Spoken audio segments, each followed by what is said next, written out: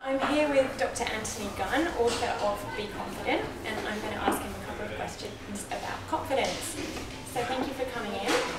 My first question is, can you tell me why confidence is so important in day-to-day life? Well, we humans are a herd animal in that we need other humans to survive. And what psychologists have found is that when people are in healthy relationships, they actually release more feel-good endorphins, which actually makes people live longer compared to people who live in more isolated lives. So the person who doesn't have good relationships or leads an isolated life, they're releasing more stress hormones. And this actually can lead to a shorter life and a lot of other illnesses. So why does the lack of confidence only affect some people? Well, there are a few reasons for this. One is genetics, so we can't outrule that. So, unfortunately, it'll have a lot to do with who your parents or even your great-great-grandparents were. Anxiety has shown a strong genetic link, so it can be passed. However, the other thing that's very important is environment, the way a person's brought up. And a pivotal time where confidence is developed is in adolescence. And this is also the prime time when people experience things like bullying.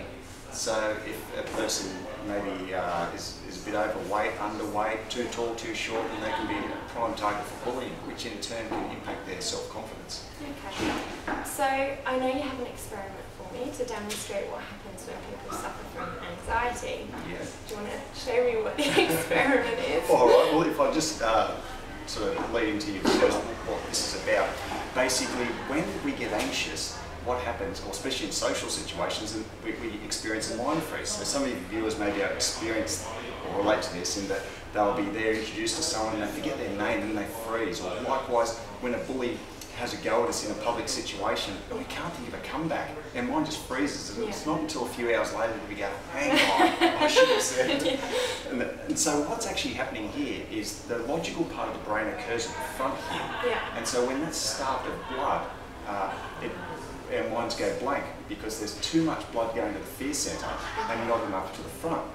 Hopefully, fingers crossed, you'll be able to demonstrate this for us, Lizzie. Okay, so what we're going to do now, Lizzie, is we'll do a little experiment just to show your viewers how anxiety works. So if you're comfortable, what I'll do is I'm going to gently put Gus around your shoulders. And then I'll just ask you a few questions. Okay. Here we go. So I'll just gently put Gus around your Oh my goodness. Oh, you're doing well, you're doing really well. Okay, so I'll just pop him there. Okay, so... Sure, he's not dangerous. No, he's not dangerous. Okay, quick question for you, Lizzie.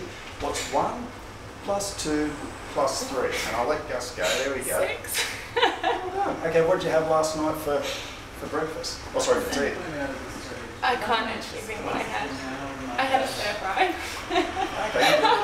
And what did you have for breakfast this morning? Oops, sorry. I had scrambled eggs on toast. You're actually doing really well. You're doing really well. Most people, their minds go blank, so I'm freaking out. Okay, obviously a lot braver than what you're getting across. Now, for most people, what would happen at the moment is their mind would go blank because all their attention would be focused on the snake. Yeah.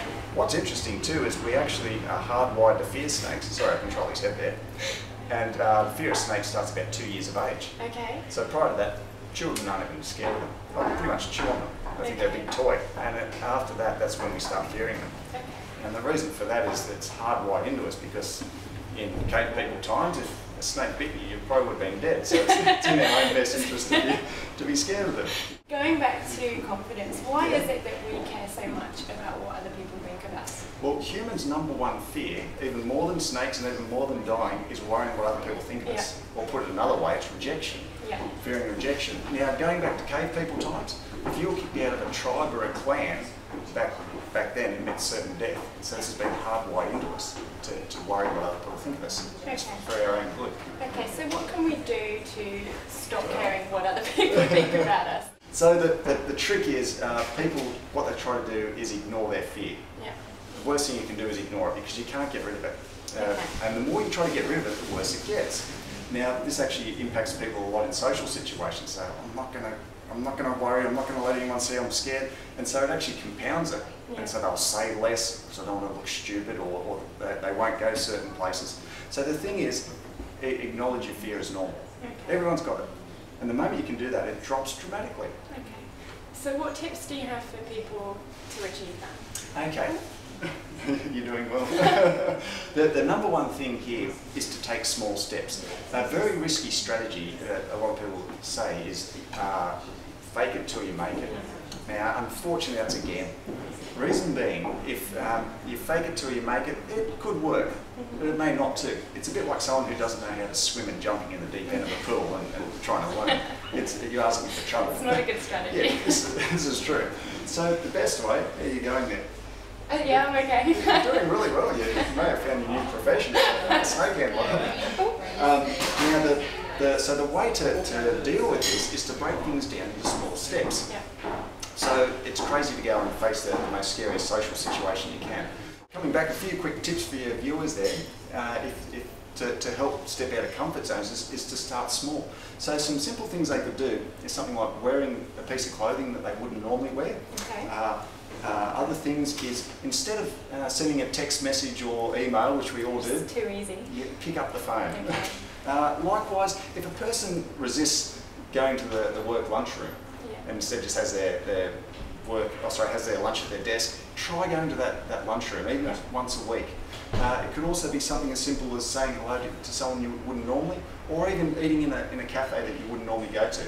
Okay. Even better, eat in the cafe alone. Will really get the anxiety going. Okay. And you said earlier that part of it is to do with your genetics. So following these tips, would anyone be able to get better with their confidence? Or are certain people not able to? Yeah, no, everyone can improve it, that's for sure. So you're welcome. We can all improve it. Some people it comes easier to than others, though it can definitely be improved. So my last question was, what tips do you have for families bringing up children to ensure that they give them the best possible start in life in terms of their confidence? Okay, the big one here, and it's new research has come out, is if you treat a child for anxiety and the parent also suffers from anxiety, if the parent doesn't get treated, it doesn't matter what happens for the child, the chances are their anxiety won't improve. Really? So it's vital that the parent treats it's vital that the parent treats their own anxiety first. The reason for this is children are great at copying. Okay. And so children don't really listen to what parents say, but what they do, they will watch and they will study, and they'll be like a sponge in regards to copying their parents. Yeah. So if a parent is able to face a small fear in front of their child and explain it, then it'll actually give the child confidence to do the same. Okay. So your number one piece of advice really is for the mum and dad to seek treatment. Oh, if they definitely, struggle with anxiety. definitely. Okay, that's great. Thanks so much for popping in. Thanks, Lizzy.